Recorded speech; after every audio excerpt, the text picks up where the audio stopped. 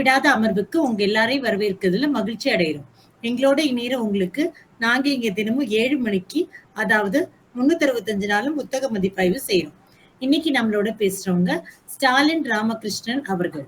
இன்னைக்கு அவங்க பேசுற புத்தகம் தொல்காப்பிய பூங்கா. இப்பொழுது மேடை ஸ்டாலின் ராமகிருஷ்ணன் அவர்களுக்கு. நன்றி. நீங்க ஆரம்பிக்கலாம் சார். அனைவருக்கும் வணக்கம்.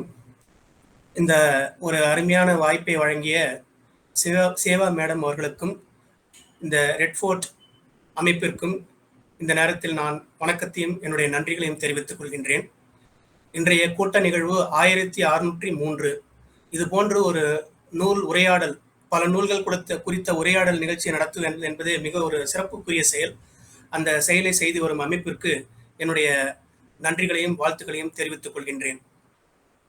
இன்று நான் இங்கு எடுத்திருக்கின்ற பேசப்போகின்ற நூலினுடைய தலைப்பு தொல்காப்பிய பூங்கா.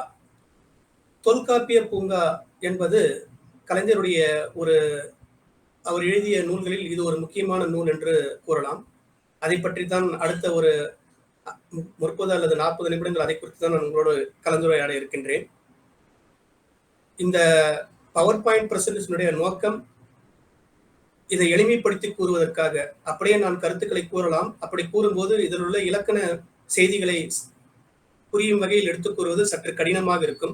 அதற்காகத்தான் இந்த பவர் பாயிண்ட் பிரசன்டேஷன் மோடை நான் இங்கு பயன்படுத்துகின்றேன்.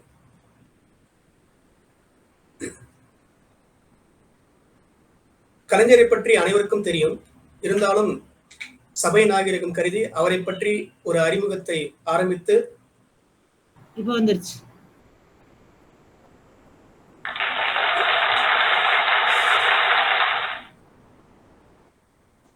இன்று நான் பேச இருக்கின்ற நூலினுடைய தலைப்பு கலைஞர் எழுதிய தொல்காப்பிய பூங்கா. தொல்காப்பிய பூங்கா ஆசிரியர் கலைஞரை பற்றி சபை நாகரிகத்துக்காக நான் அவரை பற்றி சில கருத்துக்களை கூற இங்கு கடமைப்பட்டிருக்கின்றேன். கலைஞரை பற்றி அறியாதவர்கள் யாரும் இருக்க முடியாது. அவர் ஒரு மிக சிறந்த அரசியல்வாதி, சமூக சீர்திருத்தவாதி, திரைப்பட வசனகர்த்தா, இலக்கியவாதி, பேச்சாளர், எழுத்தாளர், சொற்பொழிவாளர் என்று பன்முகத்திறன் கொண்டவர். அரசியல்வாதியாக கடந்த 80 ஆண்டுகளுக்கு மேலாக தமிழ்நாட்டில் அவர் பணியாற்றி இருக்கின்றார். பல தளங்களில் பல்வேறு காலகட்டங்களில் அவர் பணியாற்றி இருக்கின்றார். எதிர்கட்சி தலைவராக, முதலமைச்சராக எல்லா பொறுப்புகளையும் அவர் ஏற்று இங்கு பணியாற்றி இருக்கின்றார். சமூக சீர்திருத்தவாதியாக தன்னுடைய ஆட்சி காலத்தில் அவர் பல சாதனைகளை புரிந்திருக்கின்றார். திரைப்பட வசனகர்த்தாவாக பல திரைப்படங்களுக்கு, ஏறத்தாழ ஒரு 50க்கும் மேற்பட்ட திரைப்படங்களுக்கு வசனம் எழுதி ஒரு மிகச்சிறந்த வசனகர்த்தாவாக, அதாவது தமிழ் திரையுலகிலேயே வசனத்திற்காக பெயர் போட்டு திரைப்படங்கள் வெளிவந்த ஒரு பெருமைக்கு சொந்தக்காரராக மிகச்சிறந்த பணியை ஆற்றியிருக்கின்றார். ஆனால் அதையும் தாண்டி அவருக்கு இன்னொரு முகம், மிகச்சிறந்த இலக்கியவாதி. ஏறத்தாழ 100 புத்தகங்களுக்கு மேல், 100 நூல்களுக்கு மேல் அவர் எழுதியிருக்கின்றார். சங்கத்தமிழ் எழுதியிருக்கின்றார், குறளோவியம் எழுதியிருக்கின்றார், குறளோவியத்திற்கு விளக்கம் எழுதியிருக்கின்றார். அதுபோல பல நூற்றுக்கணக்கான நூல்களை எழுதியிருக்கின்றார். அந்த நூற்றுக்கணக்கான நூல்களில் அடிப்படையான ஒரு மிக முக்கியமான நூல் இந்த தொல்காப்பிய பூங்கா. அந்த தொல்காப்பிய பூங்காவை பற்றி தான் நாம் இப்பொழுது பேச இருக்கின்றோம். அந்த நூலினுடைய தலைப்பும் அவர் இங்கு இட்டிருப்பது தொல்காப்பிய பூங்கா. இந்த தொல்காப்பிய பூங்கா பற்றிய ஒரு அறிமுகத்தை நான் இந்த அவையில் பேச கடமைப்பட்டிருக்கின்றேன். இந்த தொல்காப்பியம் பாத்தீங்கன்னாக்க ஒரு கடினமான ஒரு நூல் அப்படின்னு சொல்லிட்டு ஒரு பார்வை இருக்கு. ஏன்னா பாத்தீங்கன்னா இப்போ கடந்த 3000 ஆண்டுகளாக 3000 ஆண்டுகளுக்கு முன்பு எழுதப்பட்ட ஒரு இலக்கண நூல் இது மட்டும்தான் நம்ம கிட்ட கிடைச்சிருக்கு. அதுக்கு முன்னாடி பல இலக்கியங்களும் இருந்தன, இலக்கண நூல்களும் இருந்ததாக கூறப்படுகிறது. அவையெல்லாம் கடற்கோளால அழிஞ்சிருக்கு. அதனால அதுக்கப்புறமா இருக்கிற ஒரே இலக்கண நூல் இந்த தொல்காப்பியம் என்ற இலக்கண நூல் தான். இந்த தொல்காப்பியத்தை அடிப்படையாக வைத்துத்தான் பின்னால் வந்த அனைத்து இலக்கியங்களும் படைக்கப்பட்டிருக்கின்றது. அதை பற்றி நிறைய அதாவது ஒரு டஃப் சப்ஜெக்ட். அது யாருமே ஈஸிலி அப்ரோச்சபிள் இல்லை அப்படின்ற மாதிரி ஒரு கருதுகோள் உருவாக்கப்பட்டிருந்தது. அப்படி உருவாக்கப்பட்டதை அந்த ஒரு மாயை, அந்த இமேஜை மாத்துனது முத்தமிழறிஞர் கலைஞர். அவரு தான் இது என்ன பண்ணார் அப்படின்னாக்க இந்த தொல்காப்பிய நூலை தெளிவாக படித்தார். இந்த தொல்காப்பியத்துல வந்து என்னென்ன வந்து சொல்லப்பட்டிருக்கின்றது, அதில் உள்ள இந்த தொல்காப்பியத்தினுடைய சூத்திரங்கள்ன்றது நம்ம வந்து இங்கிலீஷ்ல வந்து ஃபார்முலா அப்படின்னு சொல்றோம்.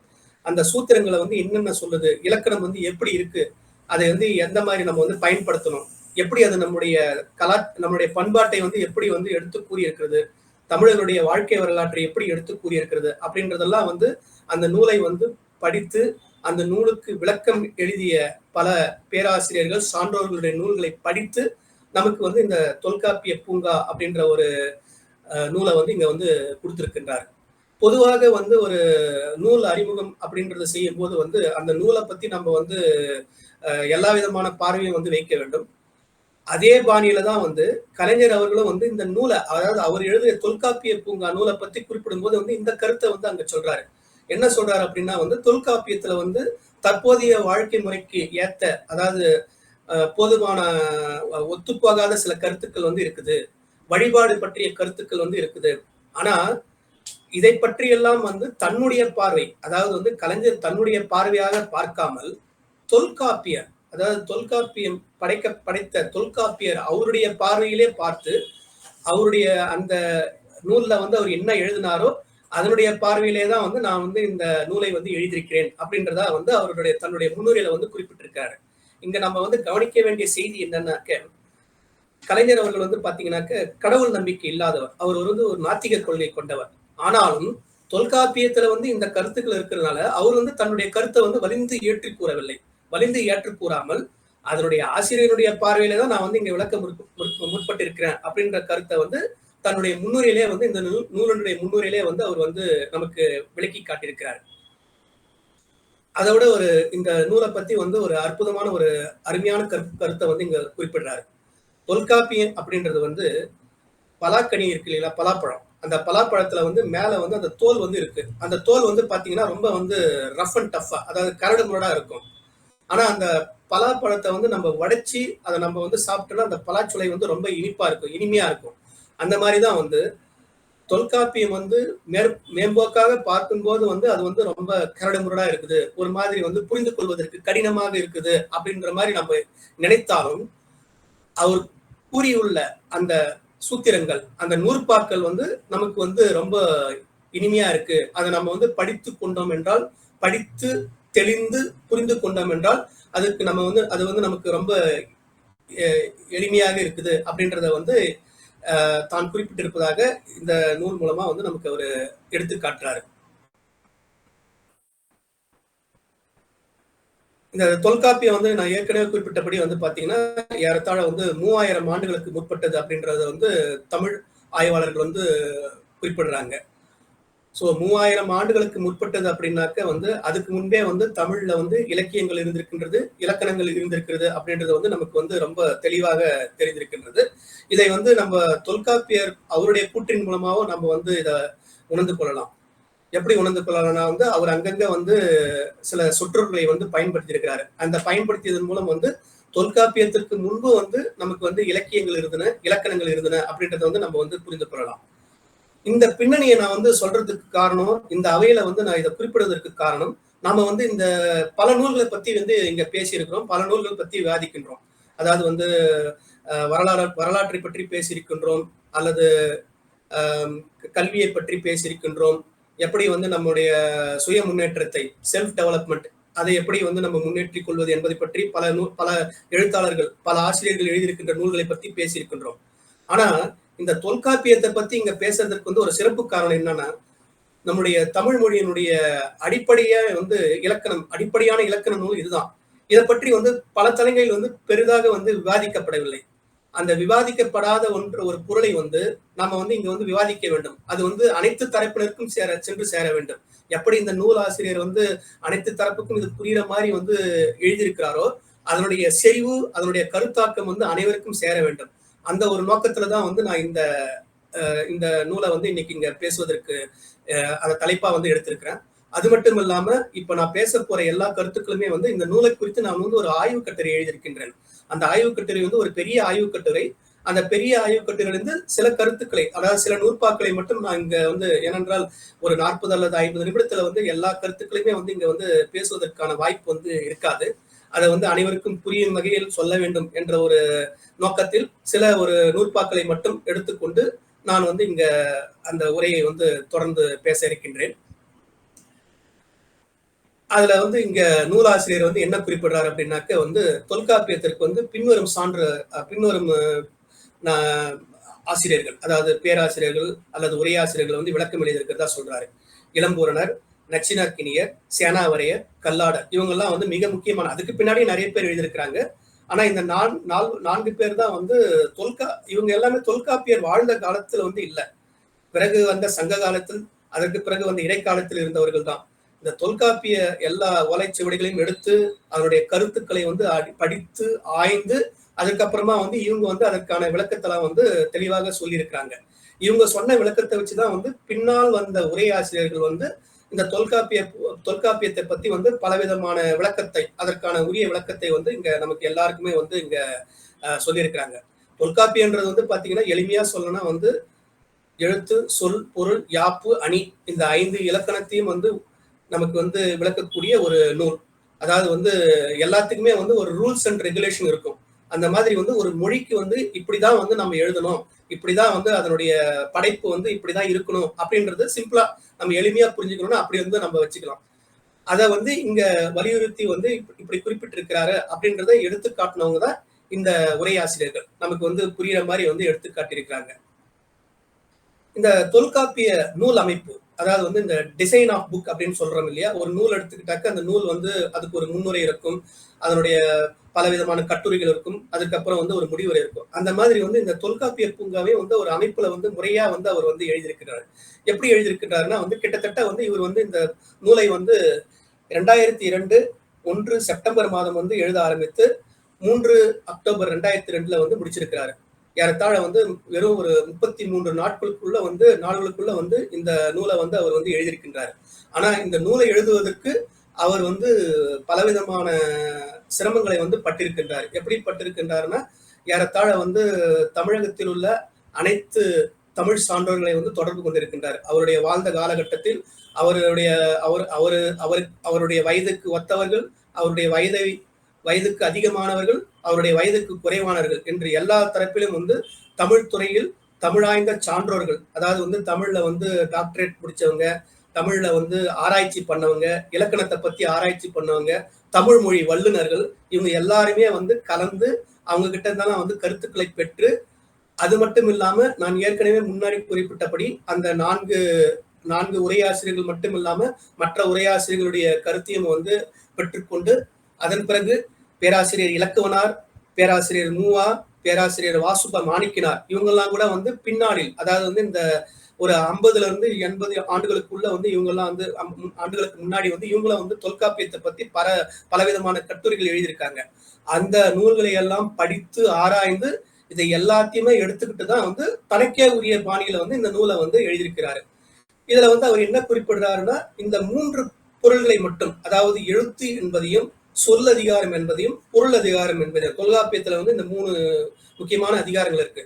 இந்த 3 முக்கியமான அதிகாரங்களை எடுத்து அதிலுள்ள அந்த நூற்பாக்களை வந்து நமக்கு வந்து எடுத்து காட்டுறாரு. அந்த நூற்பாக்களை தான் வந்து இவர் என்ன பண்றாரு அப்படின்னா வந்து சூத்திரங்கள் அப்படின்னு சொல்றாரு.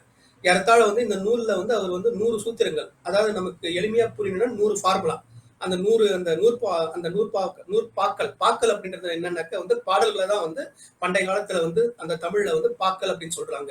இப்ப 4000 திவ்ய பிரபந்தத்தை வந்து எடுத்துக்கிட்டீங்கன்னா வந்து அது வந்து பாசுரம் அப்படின்னு சொல்லுவாங்க. பா கூடுதல் சுரம் தான் வந்து பாசுரம். பாக்களை வந்து நம்ம வந்து இன்னிசையோட வந்து பாடக்கூடியது, அதனாலதான் வந்து அது பாசுரம். செய்யுள்னாவே வந்து அது ஒரு இசையோட பாடக்கூடியது. சோ அதனுடைய அடிப்படையில தான் வந்து இவர் என்ன சொல்றாருன்னா இங்க சூத்திரங்கள் அப்படின்றத சொல்றாரு. அதை வந்து நமக்கு வந்து இங்க 100 மலர்களா எழுதி இந்த நூல்ல வந்து அவர் வந்து சொல்லியிருக்கிறார். இப்போ நான் வந்து ஒரு சில மலர்களை வந்து இங்க இந்த பவர் பாயிண்ட் பிரசன்டேஷன்லயே வந்து நான் வந்து குறிப்பிட்டிருக்கிறேன். சிலதை வந்து நான் வந்து நூல்ல இருந்து எடுத்து மேற்காட்ட விரும்புறேன். ஏறத்தாழ வந்து எனக்கு எந்த அளவுக்கு டைம் வந்து இருக்குதோ, நேரம் இருக்குதோ, அந்த நேரத்துக்குள்ள வந்து முடிந்த அளவுக்கு இந்த அவையில வந்து என்னுடைய கருத்தை வந்து பதிய வைக்க விரும்புகிறேன். இந்த மலர் 2ல வந்து அவர் அதுக்கு கொடுத்திருக்கிற தலைப்பு வந்து பாத்தீங்கன்னா வந்து உயிரும் மெய்யும். ஏன் வந்து தொல்காப்பிய உரை வந்து எத்தனையோ பேராசிரியர்கள் எழுதியிருக்கிறாங்க, எத்தனையோ சான்றோர்கள், ஆன்றோர்கள், தமிழ் கற்ற பெரும் புலவர்கள் எல்லாருமே எழுதியிருக்கிறாங்க. அவங்க எழுதுனதுக்கும் கலைஞர் எழுதுனதுக்கும் என்ன ஒரு பெரிய ஒரு வேறுபாடு அப்படின்னு பாத்தீங்கன்னா, கலைஞர் வந்து அந்த ஒரு கடுமையான ஒரு அந்த ஒரு கடுமையாக இருக்கக்கூடிய அந்த பொருளையும் வந்து எளிய உதாரணங்கள் மூலம் வந்து நமக்கு வந்து இங்க விளக்குறாரு. அதுதான் வந்து இந்த நூலுடைய மிக மிக சிறப்பு.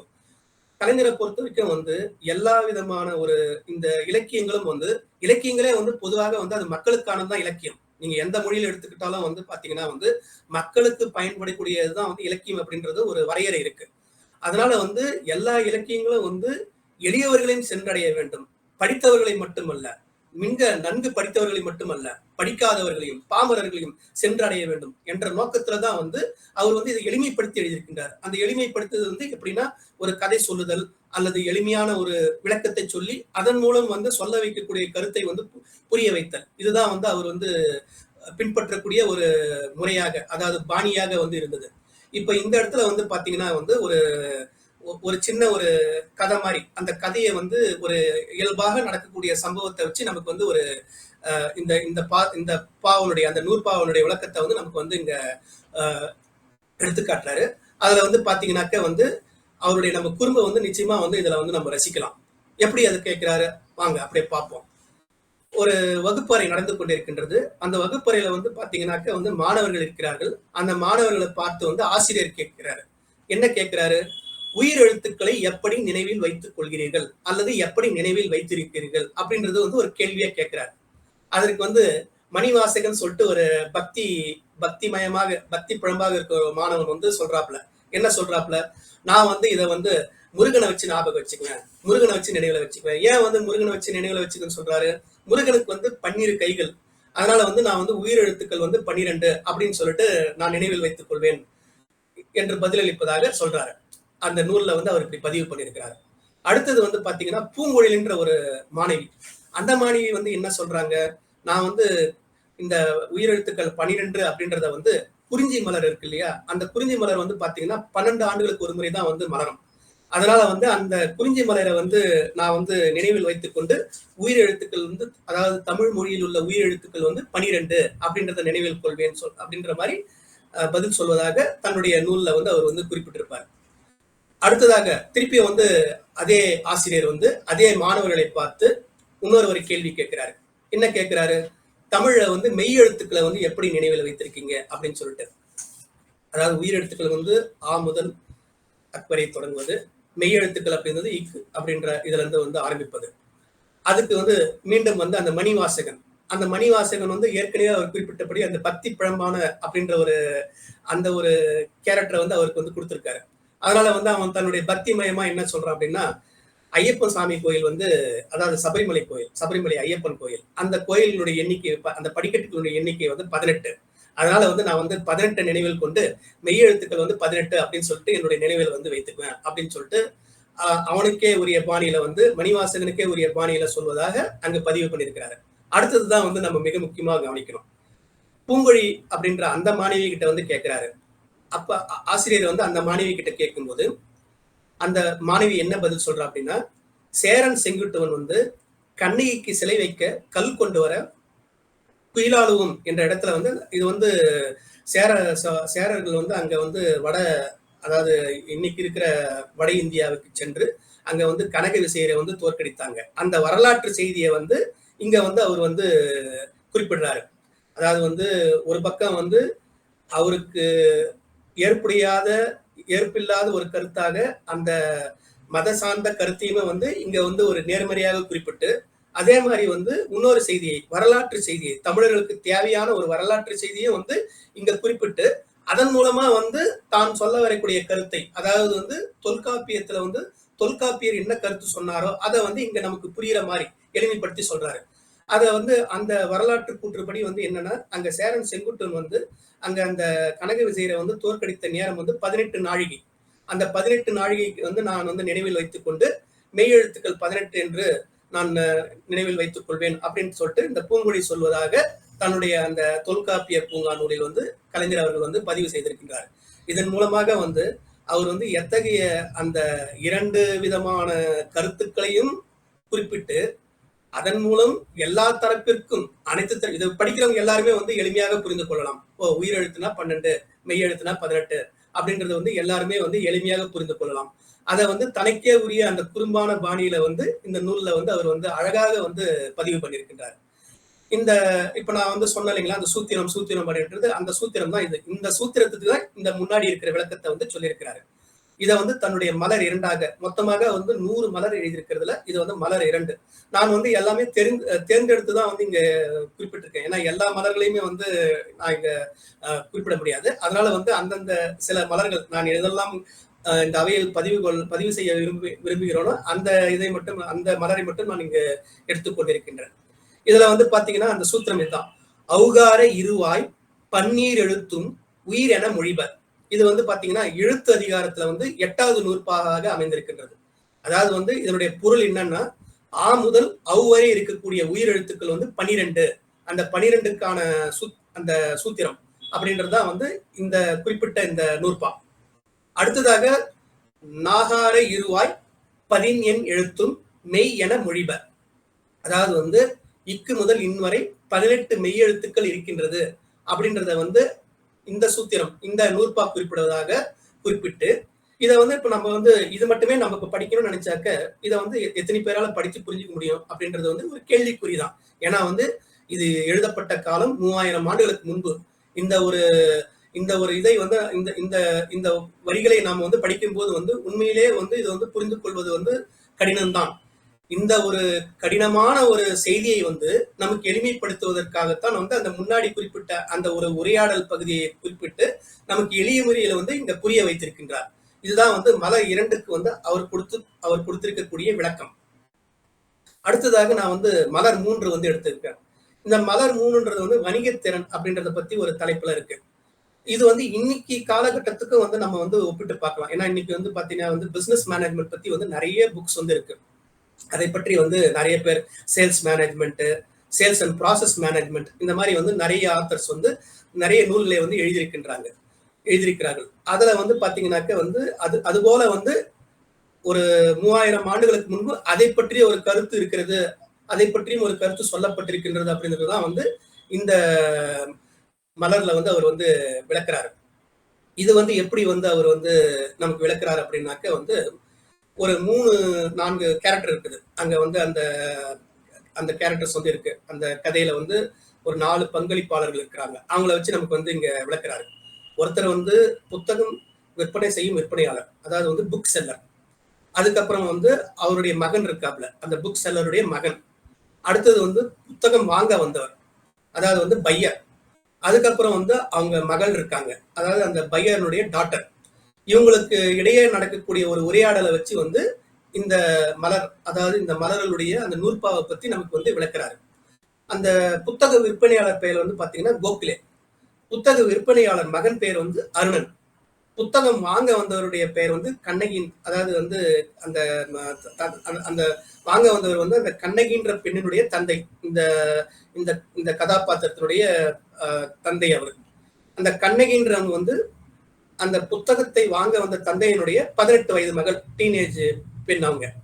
இதை வச்சுதான் வந்து இந்த அப்படியே வந்து இந்த உரையாடலை வந்து அப்படியே நான் வாசிக்கிறேன். அப்படியே நீங்க என்னுடைய பின்தொடருங்கள். புத்தகம் வாங்க வந்தவர் வந்து கேட்கிறாரு, அதாவது கோகலேவை பார்த்து நேரு எழுதிய உலக சரித்திரம் இருக்கிறதா அப்படின்னு கேட்கிறாரு. அதுக்கு வந்து அந்த கோகுலே, அதாவது வந்து புத்தகம் விற்பவர் செல்லர், தன்னுடைய தலையை சொல்லிக்கிட்டே வந்து காந்தி எழுதிய சத்திய சோதனை இருக்கிறது அப்படின்னு சொல்லிட்டு அதுக்கு பதில் கொடுக்கிறார். உடனே வந்து அந்த புத்தகம் வாங்க வந்தவர் சொல்றாரு, ஐயா அந்த நூல் என்னிடம் ஏற்கனவே இருக்கிறது, அது போகட்டும், பேரறிஞர் அண்ணா எழுதிய இருபரம்பரைகள் நூல் இருக்கிறதா அப்படின்னு கேட்கிறாரு. அதுக்கு வந்து அந்த கோகலே திருப்பி வந்து சொல்றாரு, மீண்டும் வந்து அந்த தன்னுடைய தலையை சொல்லியபடியே அண்ணா எழுதிய வெள்ளை மாளிகையில் நூல் இருக்கிறது அப்படின்றாரு. அதுக்கு வந்து இவரு பதில் கொடுக்கிறாரு, புத்தகம் வாங்க வந்தார், ஐயா அந்த நூல் என் மகள் கண்ணகி நூலத்தில் ஏற்கனவே இருக்கிறது என்று வந்து சொல்லிட்டு கண்ணகியை வந்து அந்த கண்ணகின்ற பெண்ணை வந்து அந்த புத்தகத்தை விற்கிற உடைய அவங்க பையன் வந்து அவரை வந்து ஒரு மாதிரி வந்து ஒரு ஓரக்கண்ணால வந்து பாக்குறாரு. அப்ப வந்து அந்த கண்ணகி வந்து என்ன சொல்றாங்கன்னா வந்து கோவப்பட்டு அவங்க மூஞ்சியை வந்து திருப்பிக்கிறாங்க. அடுத்ததாக வந்து அவங்க வந்து இந்த கான்வர்சேஷன், அதாவது இந்த உரையாடல்ல வந்து அவங்க வந்து ஏமாற்றம் அடைஞ்சு டிசப்பாயின்ட் அடைஞ்சு அந்த நூல் விற்பவர் கோகலே கிட்டே வந்து கேட்கறாங்க, ஐயா தங்களிடம் பாரதிதாசன் எழுதிய பாண்டியன் பரிசு நூலாவது இருக்கிறதா அப்படின்னு கேட்கறாங்க.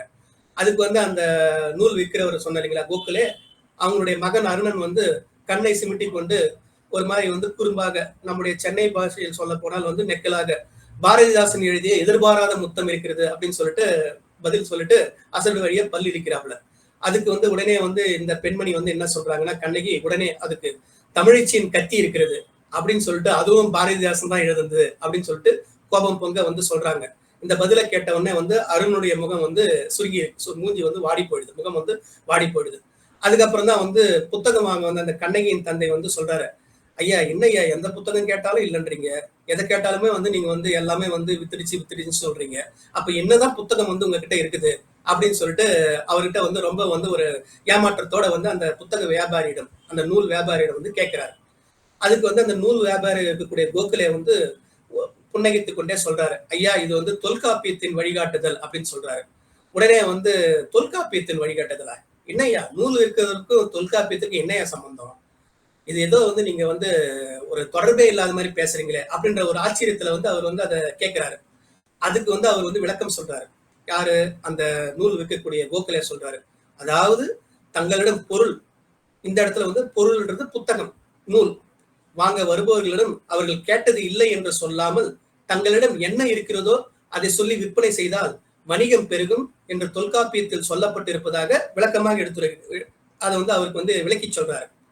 எப்படி விளக்கி சொல்றாரு? அதாவது வந்து அந்த தொல்காப்பியத்தினுடைய அந்த நூற்பா, அதாவது அந்த சூத்திரம், இந்த சூத்திரத்தினுடைய இந்த சூத்திரம் வந்து 35வது சூத்திரம்.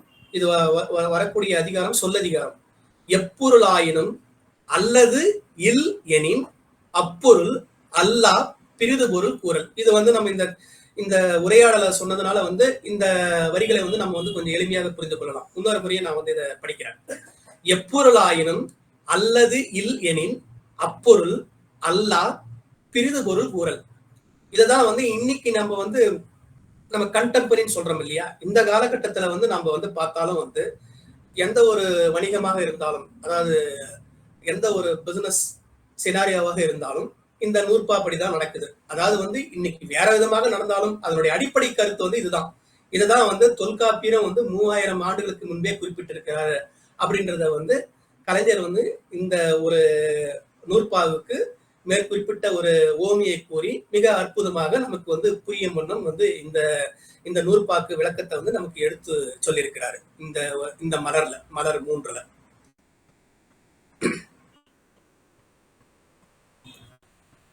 அடுத்தது பாத்தீங்கன்னாக்க நான் வந்து அதே ஒரு அதனுடைய தொடர்ச்சியாக இப்ப வந்து அந்த சொல்லதிகாரத்திலே வந்து இந்த 2 மலர்களை வந்து பார்த்துட்டோம். அடுத்தது வந்து மலர் 4ல வந்து என்ன பண்றாரு அப்படின்னா, இது 3 தொடர்புடையதுனால வந்து இந்த 3 மலர்களை பத்தி எடுத்திருக்கேன். இந்த இந்த இதுல வந்து பாத்தீங்கன்னா நம்ம வந்து தமிழ்ல வந்து இந்த மாத்திரை அப்படின்னு சொல்றோம். மாத்திரை அப்படின்றது வந்து ஒரு எழுத்தை வந்து நம்ம வந்து ஒலிக்கக்கூடிய அந்த ஒலியினுடைய அளவு, அதுதான் வந்து மாத்திரை. மாத்திரைன்னா நம்ம வந்து டேப்லெட் நினைச்சுக்க கூடாது. இந்த இடத்துல வந்து மாத்திரை அப்படின்றது வந்து அந்த அந்த ஒலியினுடைய அளவு, அது எடுத்துக்கொள்ளக்கூடிய அளவு. இதை பத்தி வந்து ஒரு ஒரு சின்ன ஒரு அவருடைய பாணியிலே வந்து நான் இங்க வாசித்து காண்கிறேன். அதை வந்து இங்க நான் வந்து இதுல வந்து பவர் பாயிண்ட்ல வந்து கொண்டு அதை வந்து நான் பதிவு பண்ணல. இந்த நூல் மூலமா வந்து நான் வந்து ஒரு அவர் எழுதியிருக்கிறத வந்து வாசித்து காண்கிறேன். அதாவது வந்து 2 பெண்மணிகள் இருக்காங்க. 2 பெண்மணிகள்ல வந்து ஒருத்தர் வந்து மூத்த பெண்மணி, இன்னொருவர் வந்து ஒரு இளம் வயது பெண்மணி. அந்த வீட்டுக்குள்ள அவங்க வந்து ஒரு சிறிய குடில்ல வந்து இருக்கிறாங்க. அந்த குடிலுக்குள்ள இருக்கும்போது வந்து ஒரு திருடர்கள் வந்து 2 திருடர்கள் இருக்காங்க. அந்த திருடர்கள் வந்து அந்த வீட்டிற்கு சென்று அங்க வந்து திருட போவதற்காக வந்து முயற்சி செய்து கொண்டிருக்காங்க. இதுதான் வந்து இந்த விளக்கத்தினுடைய ஒரு என்ன சொல்றது, ஒரு களம். இந்த களத்துல தான் வந்து இந்த இது நடக்குது, சம்பவம் நடக்குது. அதை வச்சுதான் வந்து இந்த மாத்திரை பற்றி வந்து அவர் கலைஞர் வந்து இங்க விளக்குறாரு. அது ஒரு பெரிய கதையா இருக்கு. அதனால நான் 4 வரியில இது இங்க அந்த களத்தை அந்த அதற்கான சூழலை மட்டும் நான் இங்க அவையில பதிவு பண்ணியிருக்கேன். அப்ப வந்து என்ன அப்படின்னாக்க வந்து எளியவர்களே வாழும் அந்த வட்டாரத்தில் அவர்கள் தேட்டை போடுவதற்கு தேர்ந்தெடுத்து அந்த ஓரத்தில் இருக்கும் வீடுதான் அப்படின்னு சொல்லிட்டு இந்த 2 திருடர்களும் வந்து முடிவு பண்ணிடுறாங்க. முடிவு பண்ணிட்டு பார்க்கும்போது வந்து இந்த ஒரு வீட்டுல மட்டும்தான் வந்து எண்ணெய் வெளிச்சம். இது வந்து ஒரு பழைய காலத்துல நடந்த சம்பவம்னால வந்து இவர் வந்து அந்த எண்ணெய் வெளிச்சம் அப்படின்னு சொல்றாரு. அப்பெல்லாம் வந்து நம்ம அந்த மண்ணெண்ணெய்ன்னு சொல்லுவோம் இல்லையா, அந்த மண்ணெண்ணெயில வந்து விளக்கேற்று இருப்பதுதான் வந்து வழக்கமாக இருந்தது. இப்ப அந்த அந்த பொதுவான பொருளுக்கு வந்து இப்ப வந்துருவோம். அங்க வந்து என்ன சொல்றாரு அப்படின்னா, வலியினால் முனகுதல் போன்று ஒலி, ஆ இ உ ஏ ஓ என்று ஒரு இளம் பெண்மணியின் குரல் ஒலி. பலக நீரில் நின்று கொண்டு அந்த ஒலியை கேட்ட ஒருவன் மற்றவனிடம் சொன்னான், பிள்ளை போர் போல இருக்கு, இடுப்பு வலி வேதனை, அதனாலதான் வந்து இந்த சத்தம் வந்துட்டு இருக்கு அப்படின்னு சொல்லிட்டு சொல்றான். அப்ப அந்த அவங்க பேசிட்டே இருக்கும்போது வந்து நான் ஏற்கனவே குறிப்பிட்டபடி அங்க ஒரு முதிய பெண்மணி இருந்தாங்க இல்லையா, அவங்க சொல்றாங்க, ஒரு மாத்திரை என்று கேட்கவே திருட வந்தவர்கள் பேசிக் கொண்டார்கள். ஏய், மருத்துவ வச்சு மாத்திரை ஒன்றை கொடுத்து அந்த பெண்ணை விழுங்க சொல்கிறாள் போல இருக்கிறது. இருவரும் மெல்ல பேசிக் கொண்டிருக்கும் போதே அந்த இளம்பெண், அதாவது இப்போ அந்த மூத்த பெண் எல்லாமே இளம்பெண், அவங்க வந்து எப்படி சொல்றாங்கன்னா, ஆ இ உ ஏ ஐ ஓ ஔ அப்படின்னு சொல்லிட்டு அந்த ஒரு முனகல் சத்தத்தோட வந்து சொல்ற மாதிரி அப்ப கேட்டது. அப்ப அதுக்கு வந்து அந்த முதிய பெண்மணி வந்து இது 2 மாத்திரை அப்படின்னு சொல்லிட்டு பதில் சொல்றாங்க. இவங்க இந்த மாதிரி வந்து மாத்தி மாத்தி பேசும்போது இந்த திருடர்கள் என்ன நினைச்சுக்கிறாங்கன்னா, அந்த 2 பெண்களும் வந்து ஏதோ வந்து அவங்களுக்கு உடல் சார்ந்த பிரச்சனை இருக்குது, அதனாலதான் வந்து அவங்க வந்து இந்த மாதிரி வந்து ஒரு வழியில வந்து ஒரு ஒரு பெண்மணி கஷ்டப்படுற மாதிரியும், அதாவது பிரசவத்துல கஷ்டப்படுற மாதிரியும், இன்னொரு பெண்மணி வந்து அவங்களுக்கு வந்து மருத்துவம் செய்யற மாதிரியும், அதுக்காக வந்து மாத்திரை கொடுக்குற மாதிரியும் அப்படின்னு நினைச்சிட்டு இவங்க வந்து அங்க போயிடுறாங்க. ஆனா அந்த கதையினுடைய உண்மையான விஷயமே என்னன்னாக்க வந்து அந்த மூத்த பெண்மணி வந்து இளைய பெண்மணி கிட்ட என்ன சொல்றாங்கன்னா, ஆ இ உ ஏ ஓ ஆகிய 5 எழுத்துக்களும் வந்து ஒலிப்பதற்கு ஒரு மாத்திரை தான் தேவைப்படுது. அதே மாதிரி நெடில் எழுத்துக்களாக இருக்கக்கூடிய ஆ இ உ ஏ ஐ ஓ ஔ இந்த 7 எழுத்துக்களும் வந்து ஒலிப்பதற்கு வந்து 2 மாத்திரை வந்து தேவைப்படுது. அதுதான் நான் வந்து உனக்கு சொல்லி கொடுத்தேன் அப்படின்னு சொல்லும் போது அந்த இளம் பெண்மணி வந்து சொல்றாங்க, வாத்தியார் அம்மா, நீங்க வந்து எனக்கு நல்லா சொல்லி கொடுத்தீங்க, ஆனா உங்களுக்கு வந்து ஒரு விஷயம் தெரியாம போயிடுச்சு. நம்ம வந்து இங்க பேசிட்டு இருக்கிறத வந்து 2 திருடர்கள் வந்து திரைமறைவுல வந்து பார்த்துட்டு இருந்தாங்க. ஆனா வந்து உங்க பார்வை வந்து கொஞ்சம் உங்களுடைய வயோதிகத்தால வந்து உங்களால வந்து அதை பார்க்க முடியல, ஆனா நான் பார்த்துட்டேன். அவங்க வந்து நாம வந்து நாம நம்ம இருவரும் பேசிக் கொண்டிருப்பதனுடைய பொருளை வந்து அவங்க வந்து வேற மாதிரியாக புரிந்து கொண்டு இங்கிருந்து சென்று விட்டார்கள். நல்ல வேளையாக இங்க நமக்கு இந்த மாத்திரை தான் நம்மை காப்பாற்றியது அப்படின்னு சொல்லிட்டு 2 பேரும் நகைச்சுவையா பேசிக்கிறாங்க. அப்படியாக வந்து இந்த இந்த கதையை முடித்துட்டு இந்த இந்த விளக்கத்தையும் வந்து இதுல வந்து பதிவு பண்ணியிருக்கிறாரு. அந்த பதிவு பண்ணத்துக்கான அந்த ஒரு அந்த சூத்திரம் தான் ஆ இ உ ஏ ஓ என்னும் அப்பால் 5ம் ஓரளவு இசைக்கும் குற்றெழுத்து என்ப. ஆ இ உ ஏ ஐ ஓ ஔ என்னும் அப்பால் 7ம் ஈரளவு இசைக்கும் நெட்டெழுத்து என்ப. இந்த 2 நூற்பாக்களுக்கு, அதாவது இந்த 2 சூத்திரங்களுக்கு, இது வந்து நூற்பா 4. இதை விளக்குவதற்கு தான் வந்து அந்த ஒரு ஒரு குட்டி கதையை, அதாவது உரையாடல் கதையை வந்து நமக்கு சொல்லி மிக எளிமையாக வந்து நமக்கு வந்து புரிய வச்சிருக்கிறாரு. அதாவது வந்து இப்ப இந்த வெறும் நம்ம ஏற்கனவே குறிப்பிட்டபடி இந்த நூற்பாவை மட்டும் நம்ம வந்து பார்த்திருந்தோம்னாக்க வந்து அது என்ன சொல்ல வருது அப்படின்றது நம்ம புரிந்து கொள்வது கடினம். ஆனா இந்த மருத்துவ, அதாவது ஒரு பெரிய பெண், வயதில் முதிர்ந்த பெண்மணிக்கும் வயது வயது குறைந்த இளம் பெண்மணிக்கும் நடந்த அந்த உரையாடலை வைத்து அதனுடைய விளக்கத்தை வந்து நமக்கு குறிப்பிட்டிருக்காரு. இதுதான் வந்து ஒரு நூலை, ஒரு கருத்தை வந்து எளிமையாக சேர்க்கும் விதம். இப்படி வந்து நம்ம வந்து படுத்திவிட்டால் எல்லோருக்கும் வந்து எளிமையாக புரிந்துவிடும். அதைதான் வந்து இங்க வந்து நூலாசிரியர் வந்து தொல்காப்பியர் சொன்ன அந்த செய்தியை கருத்து மாறாமல், அதனுடைய உட்பொருள் மாறாமல் நமக்கு வந்து புரிய வைக்கிறாரு. மிக அருமையாக வந்து இது ஒரு அருமையான ஒரு நூற்பா அப்படின்னு சொல்லிட்டு சொல்லலாம். அது மாதிரி வந்து நிறைய நூற்பாக்களுக்கு வந்து அவர் வந்து விளக்கம் சொல்லியிருக்கிறாரு. நேரம் வந்து சென்று கொண்டிருப்பதால் நான் அடுத்த பகுதிக்கு சென்று விடுகிறேன். ஏன்னா வந்து இன்னும் நான் நிறைய சூத்திரங்கள் இருக்கிறது. நேரம் இருந்தால் அதை பற்றி விரிவாக பேசலாம். இருந்தாலும் வந்து எதெல்லாம் வந்து நான் சொல்ல முடியுமோ அந்த சூத்திரங்களை வந்து அந்த மலர்களை பற்றி, அந்த மலர்களில் உள்ள சூத்திரங்களை பற்றி உங்களுக்கு இந்த அவையில் பதிவு செய்ய கடமைப்பட்டிருக்கிறேன். இதுல நான் ஏற்கனவே குறிப்பிட்டபடி இவர் வந்து 100 மலர்களுக்கு வந்து இந்த நூலை வந்து எழுதியிருக்கிறாரு. அந்த 100 மலர்கள், அதாவது 100 மலர்கள்ன்றத அவர் வந்து அந்த சூத்திரங்கள், அந்த நூற்பாக்களை வந்து சொல்றாரு. அந்த 100 நூற்பாக்கள்ல வந்து 23 நூற்பாக்கள். அந்த 23 நூற்பாக்களும் வந்து எழுத்து மற்றும் சொல்லதிகாரத்தை பத்தி வந்து அதுல வந்து விளக்கி பேசியிருக்கிறாரு. மீதி இருக்கிற 67 மலர்கள்ல வந்து பொருளாதாரத்தை பத்தி விளக்கி பேசியிருக்கிறாரு. உலகத்திலேயே வந்து தமிழ் சமூகம் மட்டும்தான் வந்து இந்த அறம் பொருள் இன்பம் அப்படின்ற ஒரு கருத்தை ஒட்டி வந்து இலக்கணமாகட்டும் இலக்கியமாகட்டும் எல்லாமே வந்து அப்படிதான் இருக்கும். திருக்குறளும் வந்து அதை தான் வந்து வலியுறுத்துது. அதுக்கு பிறகு வந்த சங்க இலக்கியங்களும் வந்து அதை தான் வந்து வலியுறுத்துது. அதனுடைய அடிப்படையில வந்து இவர் என்ன பண்றாரு அப்படின்னா வந்து எழுத்தை பற்றியும் சொல்ல பற்றியும் வந்து குறிப்பிட்ட சில அந்த பாக்களை எடுத்து நமக்கு வந்து விளக்கம் சொல்லியிருக்கிறாரு. அடுத்தது மீதி இருக்கிற அந்த 67 மலர்கள், அதாவது 67 பாக்கள் வந்து பாத்தீங்கன்னா பொருளதிகாரத்தை பத்தி. பொருளதிகாரம்ன்றது வந்து வெறும் பொருள் சம்பாதிப்பது என்ற பொருள் அல்ல.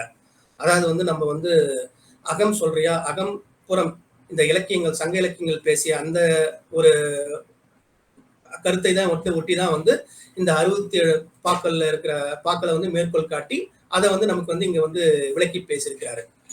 ஸோ அதனாலதான் வந்து நம்ம வந்து தமிழ் வந்து இன்னும் வந்து மிக இனிமையாக எளிமையாக வந்து நம்ம வந்து புரியுது. நம்ம தமிழர்களுடைய வாழ்க்கையை வந்து ஆராய்ந்தோம் என்றால், நம்முடைய முன்னோர்களுடைய வாழ்க்கையை ஆராய்ந்தோம் என்றால், அகம் அப்படின்றதும் புறம் அப்படின்றதும் பிரித்துதான் வந்து ஒரு மிகப்பெரிய வாழ்க்கையை வந்து வாழ்ந்திருக்கிறாங்க. அதுல வந்து அகத்திலும் சரி புறத்திலும் சரி அதுல வந்து திணைகள் அப்படின்றது இருக்கு. அந்த திணைகளை வந்து குறித்து தொல்காப்பியர் வந்து சில நூற்பாக்களை வந்து எழுதியிருக்கின்றாரு. அந்த தொல்காப்பியர் வந்து சில அந்த குறிப்பிட்ட நூற்பாக்களை வந்து நம்ம அப்படியே வந்து படித்தோம் என்றால் நிச்சயமாக அது வந்து புரியாது, அல்லது புரிந்து கொள்வது கடினமாக இருக்கும். அதை வந்து முத்தமிழ் அறிஞர் கலைஞர் வந்து மிக எளிமையாக இங்க வந்து எளிமைப்படுத்தி கூறியிருக்கிறாரு. அது எப்படி சொல்றாருன்னு, திணை அப்படின்றது என்ன அப்படின்னாக்க வந்து திணை என்றால் ஒழுக்கம் அல்லது குலம் நிலம் தொடர்பாக குறிக்கப்படும் பெயர். பொதுவாக வந்து நம்ம வந்து தமிழ் இலக்கியத்தை பொறுத்த வரைக்கும் இங்க வந்து திணைன்றது வந்து அந்த ஒழுக்கம் அப்படின்ற ஒரு பொருள் வந்து இங்க வரும். அதுதான் வந்து அதனுடைய விளக்கம் அப்படின்னு நமக்கு இங்க புரிய வைக்கிறாரு. அதுல வந்து திணைகளுடைய வகைகள் வந்து 3 வகைகள் இருக்குன்னு சொல்றாரு. ஒன்று வந்து உயர்திணை அக்ரிணை, அடுத்தது வந்து அகத்திணை, அடுத்தது வந்து புறத்திணை அப்படின்னு சொல்றாரு. அதை குறிப்பிட்டு உயர்திணை அக்ரிணைக்கும் வந்து என்ன பொருள்ன்றதே சொல்றாரு. மக்களை பற்றி குறிப்பது உயர்திணை, மக்கள் அல்லாதவர்களை குறிப்பது வந்து அக்ரிணை. அதுதான் வந்து அவர் வந்து மிக எளிமையான விளக்கம். உயர்திணைக்கு அக்ரிணைக்கு இதோட எளிமையாக வந்து விளக்கம் கொடுக்க முடியாது. அதுக்கப்புறமா வந்து இந்த அகத்திணை அப்படின்றது வந்து என்ன அப்படின்றதை விளக்கி காட்டுறாரு. அவர் வந்து விளக்கமா சொல்லியிருக்கிறது சில சில வார்த்தைகள் வந்து சில வரிகள் வந்து அதிகமாக இருக்கும். நான் வந்து இங்க அவையினருக்கு புரியுன்ற வகையில் நான் எழுதிய ஆய்வு கட்டுரையினுடைய அடிப்படையில வந்து இதை எளிமைப்படுத்தியிருக்கிறேன், இன்னும் எளிமைப்படுத்தியிருக்கிறேன். இல்லை என்றால் இதே வந்து இன்னும் நிறைய ஒரு பெரிய வந்து ஒரு வரிகள் வந்து அதிகமாக இருக்கும். அதை வந்து எளிமையாக புரியும் நான் வந்து இதை எளிமைப்படுத்தியிருக்கிறேன்.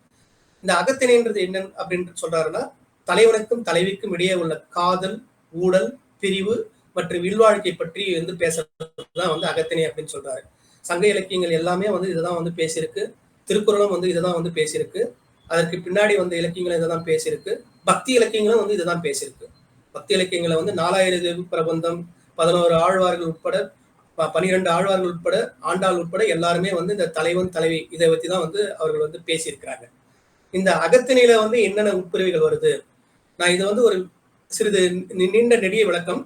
இந்த நெடிய விளக்கத்தை வந்து தொல்காப்பியர் வந்து ஒரு 4 வரிகள்ல சொல்லிடுறாரு. ஆனா இந்த நெடிய விளக்கம் வந்து நம்ம கொடுத்தாதான் அந்த 4 வரிகளுடைய அந்த நூற்பாவனுடைய பொருள் புரியும். அதனாலதான் வந்து நான் வந்து இதை வந்து சற்று விளக்கி கூறுகிறேன். இந்த அகத்திணையில வந்து பாத்தீங்கன்னாக்க வந்து இந்த திணைகள்லாம் வருது அப்படின்னு சொல்றாரு. அதாவது வந்து கைக்கிளை திணை அப்படின்றது ஒண்ணு வருதுன்னு சொல்றாரு. அடுத்தது வந்து ஐந்திணை அப்படின்னு சொல்றாரு. அந்த ஐந்திணையில வந்து அதுக்குள்ள இருக்கிற அந்த ஐந்திணைனா அதுக்குள்ள இருக்கிற நம்ம அந்த சப்டிவிஷன் அப்படின்னு சொல்றோம் இல்லையா, அதனுடைய உட்பிரிவுகள் அப்படின்னு சொல்றோம் இல்லையா, அந்த உட்பிரிவுகள் வந்து என்னென்ன அப்படின்றதே வந்து இங்க நமக்கு குறிப்பிட்டு அதனுடைய எளிய பொருளை வந்து நமக்கு சொல்றாரு. இப்ப இந்த கைக்கிளை திணை அப்படின்னா என்னன்னு பாத்தீங்கன்னா வந்து காதல்ல வந்து ஒரு தோல்வியான ஒரு நிலை இருப்பதுதான் வந்து இந்த கைக்கிளை திணை, எளிமையாக புரிந்து கொள்வதற்கு. இப்ப ஆண் வந்து ஒரு பெண்ணை காதலித்து அந்த பெண் வந்து அவரை காதலிக்காம இருந்தாலோ, அல்லது வந்து பெண் மட்டும் அந்த ஆணை விரும்பி அந்த ஆண் அவரை விரும்பாமல் இருந்தாலோ, அதை வந்து அந்த சூழல் வந்து கைக்கிளை திணை அப்படின்னு சொல்றாங்க. அடுத்தது வந்து ஐந்திணைன்னு பாத்தீங்கன்னா வந்து அதுல வந்து குறிஞ்சி திணை இருக்கு, முல்லை திணை இருக்கு, மருது திணை இருக்கு, நெய்தல் திணை இருக்கு, பாலைத்திணை இருக்கு. இதை வந்து ஐவகை நிலங்கள் அப்படின்னு சொல்றாங்க. இந்த நிலத்தை பத்தி வந்து தொல்காப்பியர் வந்து மிக விரிவாக வந்து குறிப்பிட்டிருக்கிறாரு. அது வந்து 6 அல்லது 7 இந்த நூற்பாக்களில் வந்து அவர் வந்து விளக்கமாக குறிப்பிட்டிருக்கிறார். அது வந்து மீண்டும் இங்கே வருவதால் அந்த அந்த 6 மற்றும் 7 வந்து நான் இங்க குறிப்பிடல. இந்த ஐந்திணைக்குரிய பண்புகளாக வந்து இதை குறிப்பிடுறாரு. எதை குறிப்பிடுறாரு? குறிஞ்சி திணை அப்படின்றது வந்து தலைவனும் தலைவியும் வந்து அன்பாக கூடி மயங்குதல், 2 பேருமே வந்து ஒருவருக்கு ஒருவர் வந்து அன்பு கொள்ளுதல், அதுதான் வந்து குறிஞ்சி திணை அப்படின்னு சொல்றாரு. முல்லை திணை அப்படின்றது வந்து என்னன்னா 2 பேருமே வந்து ஊடல் கொள்ளுதல், தலைவனோ அல்லது தலைவியோ வந்து ஒருவரை ஒரு எதிர்பார்த்து கொண்டு ஊடல் கொள்ளுதல், அதாவது வந்து செல்லமாக வந்து கோபம் கொள்ளுதல் அப்படின்ற ஒரு பொருளை கூட வந்து இங்க வந்து எடுத்துக்கலாம். அதுதான் வந்து முல்லை திணைன்னு சொல்றாரு. அடுத்ததாக வந்து மருது திணை அப்படின்றது வந்து அதனுடைய அடுத்த நிலை, அதாவது வந்து அந்த ஊழல் கொள்ளுங்களுடைய அடுத்த நிலை, அந்த இன்டென்ஸ் வந்து செறிவு வந்து இன்னும் அதிகமாக இருக்கும். அதுதான் வந்து மருது திணை அப்படின்றத சொல்றாரு. நெய்தல் திணை அப்படின்றது வந்து என்ன அப்படின்னு சொல்றாருன்னா, அந்த மாதிரி வந்து 2 பேருமே வந்து ஊடல் கொள்ளும் போது அவங்களுக்கு வந்து அந்த பிரிவு துயரம் வந்து அதிகமாகுமா. அந்த பிரிவு துயரம் வந்து அதிகமாகும் போது வந்து ஒருத்தர் மேல ஒருத்தர் வந்து ரொம்ப ஏக்கம் கொள்வார்களாம். அதாவது வந்து சொல்வன்னா துயரத்தை, சொல்வன்னா ஏக்கத்தை வந்து கொள்வார்களாம். அதுக்கு அதுக்கு அதுக்கு பேர் தான் வந்து நெய்தல் திணைன்னு சொல்றாரு.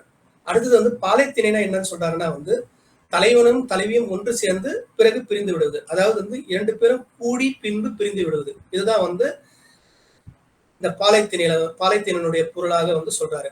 இதெல்லாம் வந்து தொல்காப்பியர் சொல்லியிருக்கிறது. இவர் வந்து விளக்கி நமக்கு இந்த மாதிரி வந்து அதனுடைய பொருளை வந்து நமக்கு எடுத்து குறிப்பிடுறாரு. அடுத்ததாக வந்து புறத்திணை. மேல பார்த்ததெல்லாம் வந்து அகத்திணை. அந்த அகத்தினுடைய உட்பிரிவுகள், அந்த உட்பிரிவுகளுடைய பண்புகளை குறித்து வந்து மேல வந்து நான் உங்களுக்கு எடுத்து சொன்னேன். மேல இருக்கிறது குறிப்பிட்டு சொன்னேன். அடுத்தது புறத்திணையும் பார்த்தீங்கன்னா வந்து புறத்திணை என்பது வந்து அகத்திணை என்பது தலைவனுக்கும் உட்பட்டது. இங்க புறத்திணை அப்படின்றது வந்து மக்களுக்கு, அதாவது வந்து நாடுகளுக்கு இடையே இருக்க போர், அதுக்கப்புறம் வந்து வாணிபத்தை பற்றிய செய்திகள், அதுக்கப்புறமா வந்து ஆட்சி முறைகளை படுத்தி சொல்வது, இதெல்லாம் வந்து குறிப்பிடுவதுதான் வந்து புறத்திணை. இந்த புறத்திணையிலே வந்து அதே மாதிரி வந்து சப் டிவிஷன், அதாவது வந்து உட்பிரிவுகள் என்னென்ன இருக்கு அப்படின்றதையும் குறிப்பிடுறாரு. அதுல வந்து பாத்தீங்கன்னா வெற்றித்திணை இருக்கு, கரந்தை திணை இருக்கு, வஞ்சி திணை இருக்கு, துழினை திணை இருக்கு, தும்பை திணை இருக்கு, வாகை திணை இருக்கு. இதை பற்றி நம்ம வந்து விரிவாக பேசலாம். ஆனா வந்து நான் உங்களுக்கு சுருக்கமா சொல்றேன். வெற்றி திணை அப்படின்றது என்னன்னு பாத்தீங்கன்னா வந்து அந்த நாட்டின் தலைவனுடைய ஆணையை ஏற்று பக்கத்து நாட்டுல இருந்து வந்து அந்த பசு கூட்டத்தை வந்து கவர்ந்து வர்றது. அந்த பசு கூட்டத்தை கவர்ந்து வந்து தன்னுடைய சொந்த நாட்டுல வந்து பாதுகாக்கிறது. அதுக்கு பேர் தான் வந்து வெற்றி திணை. கரந்தை திணை அப்படின்னா வந்து இப்ப எந்த நாட்டுல இருந்து நம்ம கவர்ந்து வந்தோமோ அவங்க வந்து இங்க போயிட்டு அதை திருப்பி வந்து அவன் நாட்டுக்கு எடுத்துன்னு போயிட்டு அவன் வச்சுக்குவான். அதுக்கு பேர் தான் வந்து கரந்தை திணை. வஞ்சித்திணை அப்படின்னா என்னன்னா இந்த நாட்டுக்காரனும் பக்கத்து நாட்டுக்காரனும் ஒருவருக்கு ஒருவர் வந்து 2 பேருமே வந்து போரிட்டுக் கொள்வது. அதுக்கு பேர் தான் வந்து வஞ்சித்திணை. உழினை திணை என்னன்னாக்க வந்து பகை நாட்டவருடைய கோட்டை இருக்கு இல்லைங்களா, அந்த கோட்டையினுடைய சுவர், அதாவது அந்த காம்பவுண்ட போயிட்டு ரவுண்ட் அப் பண்ணி சுற்றி வளைப்பது, அதுக்கு பேரு தான் வந்து உழினை திணை. தும்பை திணை அப்படின்றது என்னன்னா 2 நாட்டினுடைய படைத்தலைவர்களும் சரிக்கு சமமாக ஒருவரை எதிர்த்து களம் காண்பது. அதாவது வந்து படைத்தலைவர்கள் அப்படின்றது வந்து இங்க நம்ம தளபதியும் கூட எடுத்துக்கலாம். இந்த நாட்டினுடைய படைக்கு வந்து ஒரு படைத்தளபதி இருப்பாரு, அந்த நாட்டினுடைய படைக்கு வந்து ஒரு படைத்தளபதி இருப்பாரு. அவங்க 2 பேருமே வந்து சரிக்கு சமமாக வந்து ஒருவர் எதிர்த்து அந்த களம் காண்பது, அதுக்கு பேர் தான் வந்து தும்பை திணை. வாகை திணை என்பது என்னன்னாக்க வந்து அந்த 2 நாடும் போரிடுறாங்க இல்லையா, அந்த போரிடுவதில் வந்து ஒரு குறிப்பிட்ட நாடுவர் தான் வந்து வெற்றி பெறுவாங்க. அந்த வெற்றி பெற்றவர்கள் வந்து அவங்க வந்து அந்த வெற்றி பெறக்கூடிய அந்த ஒரு குணத்துக்கு வந்து செயலுக்கு தான் வந்து வாகை திணைன்னு பேரு. இந்த திணைகள் எல்லாமே வந்து பாத்தீங்கன்னா நம்ம வந்து இப்ப இந்த இலக்கியத்துல வந்து தமிழ் இலக்கியத்துல எல்லாத்துலயுமே வந்து இந்த திணைகளை வந்து பார்க்கலாம். நம்ம குறிப்பாக வந்து சங்க இலக்கியங்கள்ல வந்து இந்த திணைகள் வந்து எல்லா இடத்துலயுமே எல்லா பாட்டிலுமே வந்து வந்திருக்கும். அதாவது வந்து அகத்திணையும் வந்திருக்கும், புறத்திணையும் வந்திருக்கும். அது வந்து நம்ம ஒவ்வொரு பாடல்களை வந்து பார்க்கும்போது உன்னிப்பாக கவனிக்கும் போது வந்து அதற்கான இந்த திணைகளை வந்து நம்ம வந்து புரிந்து கொண்டு அந்த செயல்கள்ல, அதாவது அந்த பாக்கள்ல வந்து அது இருக்கிறத நம்ம வந்து புரிந்து கொள்ளலாம். இதுக்கு வந்து அவர் வந்து சொல்லக்கூடிய சூத்திரம் வந்து இதுதான். இவ்வளவு செய்திகள் இருக்கு. கிட்டத்தட்ட நான் வந்து ஒரு 5 நிமிடம் வந்து நான் விளக்கி சொன்னேன். அந்த 5 நிமிடங்கள் உள்ள செய்தி அதை விட அதிகமாக இருக்கிறது. ஆனா வந்து எளிமைப்படுத்துவதே வந்து கிட்டத்தட்ட 5 நிமிடம் ஆகிறது. அந்த செய்திகளை வந்து உரிய அந்த நூற்பா, அந்த சூத்திரம் வந்து இதுதான். இந்த சூத்திரம் வந்து 19, எண் வந்து 19 பொருளதிகாரத்துல இருக்கு. எண்ணிலம் மருங்கில் பூவும் புல்லும் அந்நிலம் பொழுதோடு வாரா ஆயினும் வந்த நிலத்தின் பயத்தாக வாகும். இப்படின்றது வந்து ஒரு சூத்திரம். தொல்காப்பியர் குறிப்பிட்ட அந்த ஒரு 19வது நூற்பா, இது ஒரு சூத்திரம். அடுத்ததாக வந்து இன்னொரு சூத்திரம் என்னன்னா, ஏனோர் பாங்கினும் எண்ணும் காலை ஆனா வகைய திணைநிலை பெயரே. இதுலதான் வந்து அந்த திணைன்ற சொல்ல மட்டும் அவர் வந்து நமக்கு புரியும். இந்த எல்லாவற்றிலுமே வந்து இந்த செய்திகள் எல்லாமே வந்து அடங்கி இருக்குது. இதுதான் வந்து இந்த 2 இது இல்லாம வந்து இன்னும் வந்து ஒரு 2 நூற்பாக்கள் இருக்குது. இதை பற்றி வந்து ஒரு 4-5 நூற்பாக்கள் இருக்குது. இதை குறித்து வந்து புறப்பொருள் வெண்பா மாலை அப்படின்றது வந்து பிற்காலத்துல வந்து ஒரு நூலும் வந்து எழுதப்பட்டிருக்கின்றது. அதாவது வந்து இந்த நான் ஏற்கனவே குறிப்பிட்ட எல்லா திணைகளையுமே வந்து மிக விரிவாக விளக்கமாக ஒவ்வொரு உதாரணத்துடன் அந்த காலகட்டத்தில் நடந்த போரு, அரசருக்கு இடையே நடந்த போரு, தலைவன் தலைவிக்கு இடையே நடந்த அந்த காதல் கூடல், அந்த பிரிவுகள், இதை பற்றி எல்லாமே வந்து அது வந்து விரிவாக பேசியிருக்கிறது. அதனால வந்து அந்த தொல்காப்பியத்தை ஒட்டிதான் வந்து நம்ம இலக்கியங்கள் பின்னாளில் வந்த இலக்கியங்கள் எல்லாமே வந்து அமைந்திருக்கிறது. அதை பற்றி பின்னாடி வந்து ஒரு 2-3 செய்திகளையும் சொல்ல நான் விரும்புகிறேன். இந்த 2 நூற்பாக்களை வைத்துதான் இவ்வளவு திணைகளை வந்து இங்க நமக்கு வந்து குறிப்பிட்டிருக்காரு. அடுத்ததா வந்து பாத்தீங்கன்னாக்க வந்து இந்த ஒரு இன்னும் 2-3 செய்திகளை மட்டும் நான் சொல்ல விரும்புகிறேன். இங்க ஏற்கனவே நான் வந்து எழுத்து பத்தியும் சொல் பத்தியும் சொல்லிட்டேன். பொருளதிகாரத்துல இருந்து இந்த ஒரு சூத்திரத்தை எடுத்து நான் வந்து விளக்கி காட்டியிருக்கேன். இதற்கிடையில வந்து இன்னும் நிறைய சூத்திரங்கள் இருக்கு. ஆனா நான் வந்து இங்க ஒரு மலர் 93 அப்படின்றத வந்து அவர் எழுதியிருக்கிறாரு. அந்த மலர் 93ல இருக்கிற அந்த சூத்திரத்தை மட்டும் நான் வந்து இங்க விளக்கி காட்ட விரும்புறேன். என்ன அப்படின்னு சொல்றாருன்னா வந்து இதுக்கு முன்னாடி நம்ம பார்த்தது வந்து பாத்தீங்கன்னா இந்த இலக்கணம்ன்றதே என்னன்னா வந்து தமிழர்கள் வாழ்ந்த வாழ்வை பத்தி வந்து குறிப்பிடுது. பண்டைய தமிழர்களுடைய அந்த பண்பாட்டு முறையை வந்து எல்லாமே வந்து தொல்காப்பியர் வந்து எடுத்து சொல்லியிருக்கிறாரு. தொல்காப்பியர் வந்து எடுத்து சொல்லியிருக்கிறாருன்னா தொல்காப்பியத்திற்கு முன்னாடியே வந்து நான் ஏற்கனவே குறிப்பிட்டபடி வந்து பல இலக்கியங்கள் இருந்திருக்கின்றது. அதற்கு முன்பும் சில இலக்கண நூல்களும் இருந்திருக்கின்றது.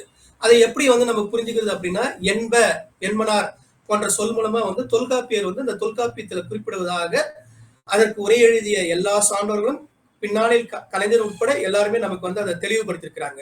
அதனால வந்து அதுக்கு முன்னாடியே இருந்திருக்கு. அதனுடைய அட்வான்ஸ் வெர்ஷன், அதனுடைய நீள் தொடர்ச்சி தான் வந்து தொல்காப்பியர் வந்து நமக்கு எடுத்து கூறி தமிழ் இலக்கணம் வந்து இப்படிதான் இருக்கு, இந்த மாதிரிதான் இருக்கணும், அமையணும் அப்படின்றத வந்து நமக்கு வந்து விளக்கி காட்டியிருக்கிறார். இதுல வந்து அவர் வந்து வரலாற்று பற்றி பேசியிருக்கிறார், நம்முடைய இலக்கிய வளத்தை பற்றி பேசியிருக்கின்றார், அன்றாட வாழ்க்கையை பற்றி பேசியிருக்கின்றார். அது மட்டும் இல்லாம வந்து தொல்காப்பியர் வந்து அறிவியல் கருத்தை பற்றியும் வந்து அன்றைய காலகட்டத்துக்கே பேசியிருக்கிறார். அதையும் வந்து கலைஞர் வந்து அன்றே வளர்ந்திருந்த அறிவியல் அப்படின்றதுதான் வந்து அந்த 93வது மலர், அவர் எழுதிய மலருடைய தலைப்பு. அதுல வந்து அவர் அந்த சூத்திரத்தை வந்து சொல்றாரு. என்ன சூத்திரம் அப்படின்னா, ஒன்றறிவதே உற்றறிவதே, இரண்டறிவதே அதனோடு நாவே, மூன்றறிவதே அவரோடு மூக்கே, நான்கறிவதே அவற்றோடு கண்ணே, ஐந்தறிவதே அவற்றோடு செவியே, ஆறறிவதே அவற்றோடு மனனே, நேரிதன் உணர்ந்தோர் நெறிபடி திணறு. ஏதோ நான் ஒரு காம்ப்ளெக்ஸ் ஃபார்முலா சொன்ன மாதிரி இருக்கும். அப்படி இல்லை. இது வந்து தொல்காப்பியர் வந்து எழுதியதுதான். இந்த நூற்பா எண் வந்து பாத்தீங்கன்னா வந்து நூற்பா 27. இத சொல்லிட்டு நான் அடுத்தது என்னுடைய விளக்கத்தை நான் சொல்றேன். அடுத்ததாக வந்து புல்லும் மரணும் ஓரறிவினை பிறவும் விளவே அக்கிளை பிறப்பே. இது வந்து நூற்பா 28. அடுத்ததாக வந்து இன்னொரு நூற்பா, நந்தும் முரளும் ஈரறிவினவே பிறவும் விளவே அக்கிளை பிறப்பே. இது நூற்பா 29. சிதலும் எறும்பும் மூவரி வினவே பிறவும் விளவே அக்கிளை பிறப்பே. இது வந்து நூற்பா 30. இதனுடைய எளிய பொருள் என்னன்னா, நம்ம வந்து பயாலஜி பத்தி பேசுறோம் இல்லையா, அந்த பயாலஜி சொன்னதுதான். அந்த டார்வினுடைய பரிணாம கொள்கையை வந்து நம்ம இந்த ஓரிரு நூற்றாண்டுகளுக்கு முன்பு வந்த அந்த செய்திகளை பேசுறோம் இல்லையா, மனித வளர்ச்சி எப்படி இருந்தது அப்படின்றது. இந்த அறிவியல் கருத்து தான் வந்து அவர் வந்து ஓருயிர்னா என்ன, ஈருயிர்னா என்ன, மூவுயிர்னா என்ன அப்படின்றத வந்து வரிசைப்படுத்தி அதை வந்து அந்த ஒரு காலகட்டத்திலே வந்து அவர் வந்து விளக்கி சொல்லியிருக்கிறாரு. அதுல வந்து அந்த எறும்பு சிதலும் அப்படின்றத பத்தி எல்லாம் வந்து சொல்லியிருக்கிறாரு. கரையான் பத்தி வந்து சொல்லியிருக்கிறாரு. இதெல்லாம் வந்து எந்த வகையான உயிரினம், மரம் வந்து எந்த வகையான உயிரினத்தை சேர்ந்தது எப்படின்றத பத்தி எல்லாம் வந்து அந்நாளிலே வந்து அறிவியலை பற்றி ஏறத்தாழ வந்து 3000 ஆண்டுகளுக்கு முன்பே வந்து அறிவியலை பற்றி தொல்காப்பியத்தில் குறிப்பிடப்பட்டிருக்கின்றது. இதை நான் அழுத்தி சொல்வதற்கு காரணம் என்னவென்றால், தமிழ் என்பது வெறும் ஒரு இலக்கியம் சார்ந்த ஒரு மொழி அல்ல. தமிழ் என்பது அறிவியல், இலக்கியம், வரலாறு, சமூகம் அனைத்தும் சார்ந்த ஒரு மொழி. அதனாலதான் வந்து தமிழ் மொழி மீது வந்து அனைவருக்குமே வந்து பற்று இருக்கின்றது. ஆனா வந்து என்ன ஒரு நமக்கு ஒரு இங்கு இருக்கக்கூடிய ஒரு சவால் என்னவென்றால், இதை பற்றி நாம் முழுவதுமாக புரிந்து கொள்ளவில்லை. அதாவது வந்து ஒரு மொழிக்கு வந்து ஒரு அடிப்படை வந்து இலக்கணம். அந்த இலக்கணத்தை வந்து புரிந்து கொள்ளவில்லை, அல்லது அதற்கான ஒரு பெரும் முயற்சி எடுக்கப்படவில்லை. தொல்காப்பியத்துல வந்து இவ்வளவு கருத்துக்கள் சொல்லப்பட்டிருக்கின்றது. இதை பற்றி பல பேரறிஞர்கள், பல சான்றோர்கள் வந்து எழுதியிருக்கிறாங்க. ஆனா வந்து அந்த கருத்துக்கள் வந்து யாருமே வந்து பெருமளவு போய் சேரவில்லை. இன்னும் சொல்ல போனால் கலைஞர் அவர்கள் எழுதிய இந்த நூல் கூட வந்து பெருமளவு போய் சேரவில்லை. இந்த நூல் பெருமளவு பள்ளி மாணவர்களையும் அதே போல கல்லூரி மாணவர்களையும் சென்றடைய வேண்டும். அப்படி போகும்போதுதான் வந்து இந்த நூற்பாக்கள், தொல்காப்பியர் எழுதிய நூற்பாக்களுடைய விளக்கம் எல்லாமே வந்து அனைவருக்குமே வந்து போய் சேரும். அப்பொழுதுதான் தமிழினுடைய வளமும் எல்லாருக்குமே வந்து அது வந்து அனைவருமே வந்து சென்றடையும். அடுத்ததாக ஓரிரு கருத்துக்களை மட்டும் கூறி நான் இந்த உரையை நிறைவு செய்ய விரும்புகிறேன். நீங்க இப்போ தொல்காப்பியர் வந்து இவ்வளவு விஷயங்கள், அதாவது இவ்வளவு செய்திகள் சொல்லியிருக்கின்றாரு. இந்த செய்திகள் எல்லாமே வந்து சில பேரெல்லாம் வந்து என்ன சொல்றாங்க அப்படின்னா வந்து இதெல்லாம் வந்து ஒரு வடமொழி கலப்பு இருந்தது, வடமொழியை தொட்டுதான் வந்து தொல்காப்பியர் வந்து இலக்கண நூலையெல்லாம் படைத்தார் அப்படின்ற மாதிரி வந்து ஒரு கருத்தெல்லாம் வந்து வைக்கப்பட்டது. ஆனால் தமிழறிந்த தமிழர்கள் தமிழ் சான்றோர்கள் ஆன்றோர்கள் எல்லாருமே வந்து அந்த கூற்றை வந்து பொய் அப்படின்னு சொல்லிதான் வந்து இந்த ஆதாரங்களை வைத்துதான் வந்து எல்லாருமே வந்து அதை வந்து இல்லை, தமிழ் என்பது தனித்து இயங்கக்கூடிய மொழி, அதை வந்து 3000 ஆண்டுகளுக்கு முன்பே இருந்தது, அதற்கு முன்பே இருந்தது, அதைதான் தொல்காப்பியர் வந்து தன்னுடைய ஒவ்வொரு நூற்பாவிலும் வந்து வலியுறுத்தியிருக்கிறார் அப்படின்றத வந்து நமக்கு எடுத்து காட்டியிருந்தாங்க. கலைஞரும் வந்து அதனுடைய தொடர்ச்சியாக அந்த சான்றுகளை வைத்துக் கொண்டு தொல்காப்பியர் வந்து இதுதான் சொன்னாரு அப்படின்றத வந்து நமக்கு விளக்கி சொல்லியிருக்காரு அப்படின்றத வந்து இந்த நூல்ல வந்து நமக்கு எளிமையாக வந்து குறிப்பிட்டிருக்கின்றார். சரி, தொல்காப்பியர் சொன்னது வந்து வேற எங்கெங்கெல்லாம் இருக்கின்றது, இலக்கியங்கள் இருக்கிறது அப்படின்னு சொல்றமே, இலக்கியங்கள்ல வந்து எல்லா இடத்துலயுமே இருக்கிறதா என்றால் உண்மை, எல்லா இடத்துலயுமே இருக்கின்றது. இப்ப நீங்க வந்து பக்தி இலக்கியங்களை எடுத்துக்கொண்டால் பக்தி இலக்கியங்கள்ல வந்து சைவ சார்ந்த பக்தி இலக்கியங்கள் இருக்கிறது, வைணவம் சார்ந்த பக்தி இலக்கியங்கள் இருக்கின்றது, சமணம் இருக்கின்றது. எல்லா இலக்கியத்திலுமே வந்து பாத்தீங்கன்னா வந்து இலக்கணம் வந்து இருக்கு. எல்லா அந்த பாக்களுமே வந்து இலக்கண விதிகளுக்கு வந்து உட்பட்டுதான் இருக்கு. 1-2 விதிவிலக்காக இருந்தாலும் எல்லா விதமான அந்த பாக்களும் எல்லா விதமான அந்த பண்களுமே வந்து பாத்தீங்கன்னா வந்து தொல்காப்பிய இலக்கண உரை அந்த அந்த அந்த கட்டுப்பாட்டுக்கு உட்பட்டுதான் வந்து அமைக்கப்பட்டிருக்கின்றது.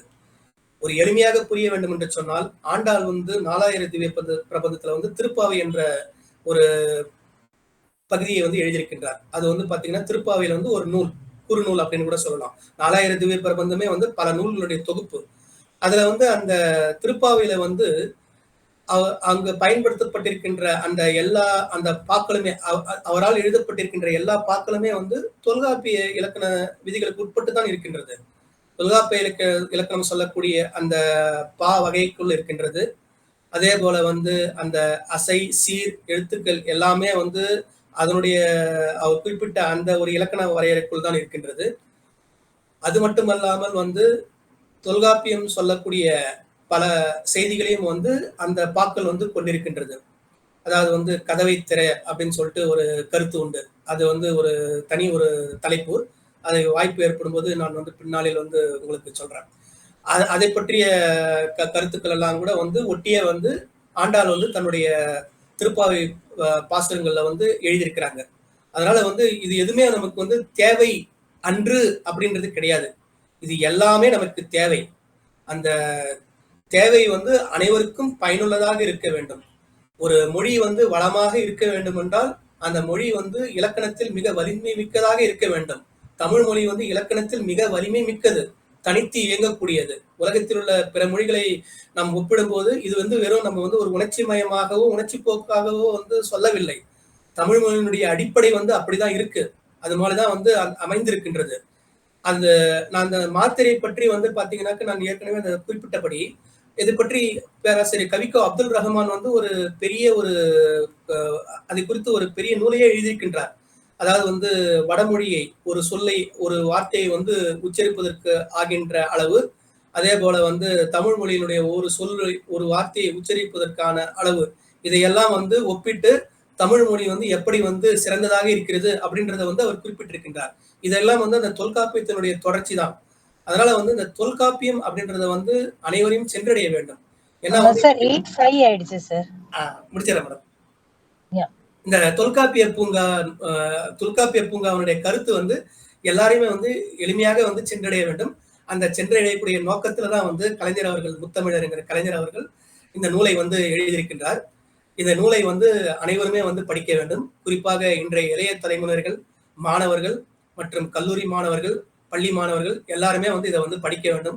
இதை படித்தால் வந்து அனைவருக்கும் வந்து ஒரு தெளிவான புரிதல் ஏற்படும். தமிழை பற்றிய ஒரு தெளிவான ஒரு புரிதல், இலக்கணத்தை பற்றிய ஒரு தெளிவான புரிதல் ஏற்படும். இந்த ஒரு அருமையான வாய்ப்பை வழங்கிய அமைப்பினருக்கு என்னுடைய நன்றியை தெரிவித்துக் கொள்கின்றேன். இதுகாரம் இந்த உரையை இந்த அவையில் கேட்டுக்கொண்டிருக்கும் சான்றோர் பெருமக்களுக்கு என்னுடைய பணிவான வணக்கங்களையும் வணக்கத்தையும் நன்றிகளையும் தெரிவித்துக் கொள்கின்றேன். நன்றி, வணக்கம்.